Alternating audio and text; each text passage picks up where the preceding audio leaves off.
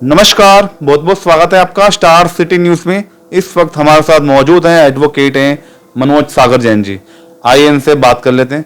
Sir, आपसे पहला सवाल कर लेते हैं। अभी अहमदाबाद में जो विमान घटना हुई सर, जिसमें बताया जा रहा है कि 241 लोग मारे गए, और जब वो विमान हादसा जब हुआ, जब हॉस्टल से जब वो टकराया तो वहाँ पे कुछ बच्चे भी थे, जिसकी वजह से उनको भी क्षतिग्रस्त हुआ इस हादसे पे। तो क्या कहना चाहते हैं आपसे? पहली बात तो मैं उनके लिए अपने दिल मन तन से और बहुत पीड़ा है इस चीज़ के लिए कि 242 लोग सवार थे, उसमें सिर्फ एक बंदा बचा और 241 लोग वो मतलब उनकी मृत्यु हो गई। और उनके लिए पहले भावपूर्ण श्रद्धांजलि है। उनके साथ साथ जो हॉस्टल के अंदर करीब 250-300-200 लोग के आसपास सुनने में आया कि 200 लोग के आसपास वहाँ बच्चे भी एक्सपायर हो गए जो कि मेडिकल कॉलेज के स्टूडेंट थे। तो उसके लिए सबसे पहले मैं दुख व्यक्त करूंगा, उनको श्रद्धांजलि दूंगा। और ये हादसा नहीं होना चाहिए था, ये हादसा बहुत गलत हुआ है जैसा हुआ है। अब दिल्ली के अंदर हमारे को बोलते हैं कि 10 साल में गाड़ी रिटायर हो जाती है, गाड़ी इंजन ख़त्म हो जाता है। तो ये विमान वालों का काफ़ी गलत स्थिति है इंडियन एयरलाइंस की कि 13 साल पुराना जहाज़ भी चलाया जा रहा है जिसका इंजन ख़राब है, और जो दिल्ली से चला था, दिल्ली से अहमदाबाद रुका है और अहमदाबाद से फिर वो अपना लंदन जा रहा था। लेकिन और बीच हाथ में उड़ते ही वो 400-500 फीट की ऊंचाई से ही वो नीचे गिर गया। तो जब इंजन ख़राब है, जहाज़ की हालत खस्ता हो जाती है, तो ये दिल्ली सरकार को और भारत सरकार को सोचना चाहिए इस तरह के विमानों को यहाँ से हटाया जाए। बाहर के विदेशी जो विमान हैं, एमरेट्स फ्लाइट्स हैं या बाहर की वो विदेशी फ्लाइट्स हैं, या ब्रिटिश एयरलाइंस है, बहुत सारी एयरलाइंस हैं, उनकी आप देखो मतलब एयरलाइंस जो भी है साफ़ सुथरी होती है, बड़ी होती है। मैं भी विदेशों में घूमा हूँ, हर जगह घूमा हूँ। मैं भी लंदन गया हूँ, पेरिस गया हूँ, दुबई गया हूँ, हर जगह गया हूँ। तो मैंने भी चीज़ें देखी, नोट की हैं कि इंडियन एयरलाइंस की साफ़ सफाई और इंजन जैसा चल रहा है वो चलाते हैं। अब हमारे दिल्ली में देखिए आप, बसें चल रही होती हैं, बसों को खींचते हैं, वो घूं घूं घूं इंजन इतना बोल रहा होता है, गियर बक्सा अटक रहा होता है, लेकिन खींच रहे होते हैं। ऐसे ही जहाज़ों को भी मतलब खींच रहे हैं कि ठीक है यार, मतलब उसमें थोड़ा सा और चलने दो। तो ये सारी नेगेटिविटी है और ये नहीं होनी चाहिए। इससे आप हादसे के शिकार हो सकते हैं और आगे भी हो सकते हैं। अगर इस तरह की अगर स्थिति रही तो मैं फिर दोबारा से गुजारिश करूंगा दिल्ली सरकार से और भारत सरकार से, सेंट्रल गवर्नमेंट से, कि इस तरह के विमानों को हटाया जाए और सबको चेक किया जाए, रीचेक किया जाए। जो भी जिसकी भी स्थिति हल्की सी खराब आती है, ये कोई सड़क नहीं है कि आप सड़क पर दौड़ा रहे हो, या आपको 10,000, 15,000, 12,000 फुट की दूरी, मतलब मीटर की दूरी पर जाना पड़ रहा है इस चीज़ के लिए। 40-40 हज़ार फुट की दूरी पे है, मतलब, और वहाँ से अगर कोई विमान को हादसा हो जाए, वहाँ से गिरे, तो बताओ कितने घर नष्ट होंगे, क्या होगा, ये चीज़ सोचना चाहिए। मोदी सरकार के सर अभी 11 साल हो चुके हैं और साथ में दिल्ली सरकार के भी 100 दिन हो चुके हैं। तो कैसा देखते हैं सर आज के जो देश की स्थिति और दिल्ली की स्थिति? आप देश की स्थिति है, मोदी सरकार के 11 साल हो गए हैं, बहुत अच्छी वाली बात है। और कंटिन्यू अगर ऐसे ही काम किया, अच्छा काम किया, प्रगति उनकी ऐसी अच्छी बनती रही तो और भी आगे चलेंगे। और आगे मतलब मैं बीजेपी को सपोर्ट करूंगा कि अच्छा काम कर रही है बीजेपी और आगे बढ़े। योगी सरकार भी काम अच्छा कर रही है, दिल्ली सरकार भी काम अच्छा हो रहा है। अब आप सोचो कि अभी हमने चावल पकने रखे हैं और अभी चावल पक जाए और हम फटाफट खा लें, तो वो भी मुमकिन नहीं है ना। तो अब दिल्ली सरकार में हमारी मुख्यमंत्री रेखा गुप्ता जी आई हैं, उन्होंने भागदौड़ संभाली है। वो दिल्ली सरकार की स्थिति जानेंगी, फाइलें पढ़ेंगी, रीड आउट करेंगी, उसके बाद वो निर्णय ले पाएंगी। हाँ, यहाँ पे ये चीज़ होना है, यहाँ पे ये होना है, यहाँ ना। अभी उन्होंने एक निर्णय लिया है कि दिल्ली सरकार में कि दिल्ली के जो प्रॉपर्टी के रेट्स हैं, जो सर्कल रेट्स हैं, वो बढ़ने चाहिए। वो अच्छी बात है, बढ़ने चाहिए, उनके स्टैम्प ड्यूटी आनी चाहिए। लेकिन मैं एक सुझाव दूंगा कि ब्लैक मनी बंद कराई जाए, क्योंकि अभी भी प्रॉपर्टी लेने में क्या होता है, मान लो कि मैं दिल्ली सरकार में रेखा गुप्ता से गुजारिश करूंगा, उन्होंने सर्कल रेट तो बढ़ाया है, लेकिन ब्लैक मनी बंद करें। क्योंकि प्रॉपर्टी में 10 करोड़ की प्रॉपर्टी ली जाती है तो 2 से 2.5 करोड़ रुपए की स्टैम्प ड्यूटी लगती है, लेकिन 8 करोड़ रुपए, 7 करोड़ रुपए, 5 करोड़ रुपए आज भी ब्लैक दिए जाते हैं।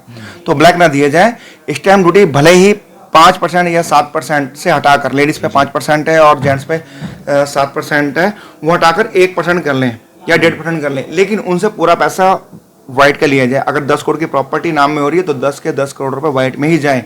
ये नहीं कि 2 करोड़ रुपए वाइट में जा रहे हैं और 8 करोड़ रुपए ब्लैक में जा रहे हैं। एटलीस्ट ब्लैक मनी पे शिकंजा तो अटकेगा। मैं पहले भी अपनी चैनलों पे, अपनी न्यूज़ में बता चुका हूँ कई बार कि ब्लैक मनी बंद होनी चाहिए। ब्लैक मनी बंद होने से क्या होता है, कैश बंद जब तक नहीं होगा तो स्मगलिंग बंद नहीं होगी। जो कि आज भी गोल्ड में स्मगलिंग होती है, और डेली का 200-400 किलो, मतलब पता नहीं कितना कितना किलो, मतलब स्मगलिंग होता है, जो कैश को तब्दील करके ही होता है। तो कैश सबसे पहले बंद करो, और कैश बंद होने पे आपका प्रॉपर्टी का लिया बेची भी बंद होगी, जो कि सारा कैश प्रॉपर्टी में इन्वेस्ट हो जाता है। वो दिल्ली सरकार को और हमारी रेखा गुप्ता जी को सोचना चाहिए, इस पर थोड़ा निर्णय लेना चाहिए। सर दिल्ली में भी लगातार आप देख रहे हैं बुलडोजर जो चल रहे हैं, एक्शन, झुग्गियाँ तोड़ी जा रही हैं, इसके आप समर्थन में, विरोध में हैं, और आप क्या कहना चाहते हैं सर इसके बारे में? हाँ, उसके मैं समर्थन में हूँ थोड़ा सा, क्योंकि कुछ तो परिवार से परेशान हैं, जिन लोगों की परेशानी समझना चाहिए, जिनकी आर्थिक स्थिति वाकई में खराब है, लेकिन कुछ लोग उसमें अनैतिक रूप से झुग्गियाँ डाल के बैठे हैं, घर डाल के बैठे हैं, उनके पास सब कुछ है, पैसा है, मतलब जगह भी है, लेकिन जानबूझ के झुग्गियाँ उन्होंने अपनी किराए पे दे देते हैं और उनसे किराया हड़पते हैं। तो इस तरह की मतलब जो लोग हैं उनको हटाना चाहिए, और इसकी निष्पक्ष रूप से जांच करनी चाहिए। और ये जांच इसलिए जरूरी भी है क्योंकि उन लोगों से लोग किराया लेके खा रहे हैं और अपनी झुग्गियाँ किराए पे दे रहे हैं, जो वाकई में परेशान लोग हैं, जिनके पास वाकई में कुछ नहीं है। तो दिल्ली सरकार से मेरी गुजारिश होगी कि उनको एक कोने में कहीं पे उनको एक छोटा सा एक मकान बना के देना चाहिए, ताकि हमारे दिल्ली सरकार में, दिल्ली में कोई भी आपका झुग्गी वाला, कोई भी गरीब इंसान परेशान ना हो।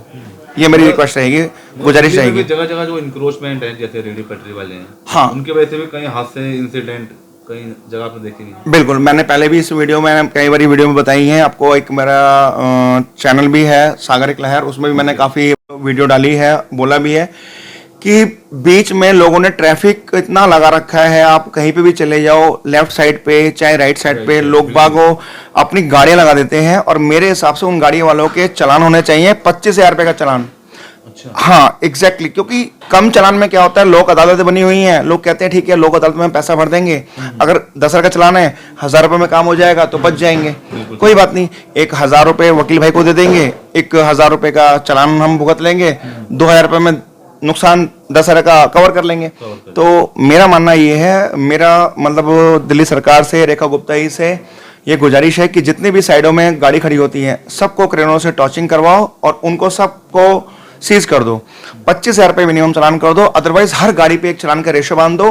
अगर कोई भी गाड़ी 10 लाख रुपए तक की है तो 10,000 का चालान, कोई गाड़ी 20,000 रुपये, 20 लाख रुपए वाली गाड़ी है तो उसका 20,000 का चालान, कोई गाड़ी 1 करोड़ रुपए की है तो उसका सीधा 10 लाख रुपए का चालान। मतलब 10% आप चालान का स्थिति बना लो, 10%, 5% ये मैनेजमेंट डिसाइड करेगी, ये वहाँ की नीतियाँ डिसाइड करेगी, ये हमारी आपका कानून मंत्री डिसाइड करेंगे।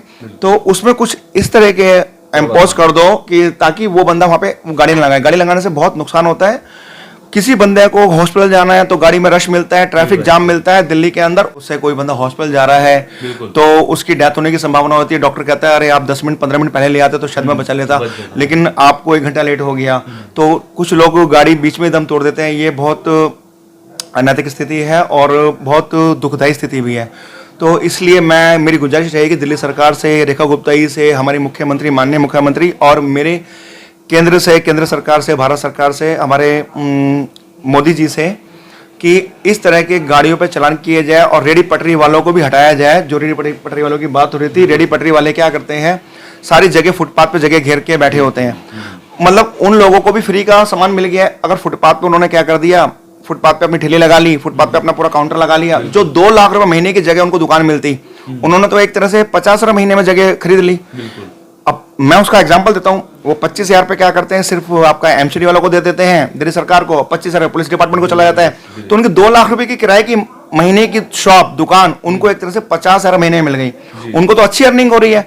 ये तो दिल्ली सरकार को सोचना चाहिए और शिकंजा सख्त से सख्त कसना चाहिए, क्योंकि करप्शन इतना बढ़ गया, भ्रष्टाचार इतना बढ़ गया।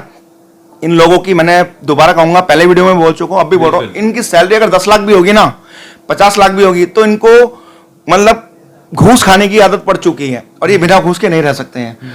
तो उस दुकानदार को भी क्या फायदा मिल गया, 2 लाख की दुकान 50,000 में मिल रही है कि 25,000 मैंने एमसीडी वालों को दे दिए, 25,000 मैंने आपका पुलिस वालों को दे दिए, 2-4 बंदे कोई स्पेशल स्टाफ से आ गया या कोई क्राइम ब्रांच से आ गया तो 2-4-5 उसको दे दिए, चाट पकौड़ी खिला दी, बस सुधरेगा लगता है आपको मुख्यमंत्री जी कहने? बिल्कुल। आप अगर ये मुख्यमंत्री जी हमारी किसी के बहकावे में ना आए और अपनी कमांड सख्त कर ले तो शायद सिस्टम बहुत अच्छा सुधर सकता है। मैं मुख्यमंत्री रेखा गुप्ता जी से गुजारिश करूंगा, इसको आप जल्द से जल्द सुधारें और जल्द से जल्द इसको कार्रवाई जरूर करें। जहाँ पे रेडी पटरी वाले लगे हों उनको वहां से हटवाएं, उनको वहां पे बिल्कुल ना खड़े होने दें, उनको बोलें अपनी दुकान लो, अपना किराया भरो, अपनी इनकम करो, क्योंकि वो व्यापार कर रहे हैं, इनकम कर रहा है, व्यापार कर रहा है, तो उनको दुकान आराम से मिल जाएगी, ऐसा नहीं मिल पाएगी। तो ये चीजें हमें सोचना पड़ेगा और दिल्ली सरकार को सोचना बहुत जरूरी है। बहुत बहुत धन्यवाद, आपने समय दिया सर। आपको फिर अगला नेक्स्ट एपिसोड में फिर मिलेंगे आपसे। धन्यवाद। तो यह थे हमारे साथ advocate Manoj Sagar Jain, star city के साथ मैं जितेंद्र गुप्ता।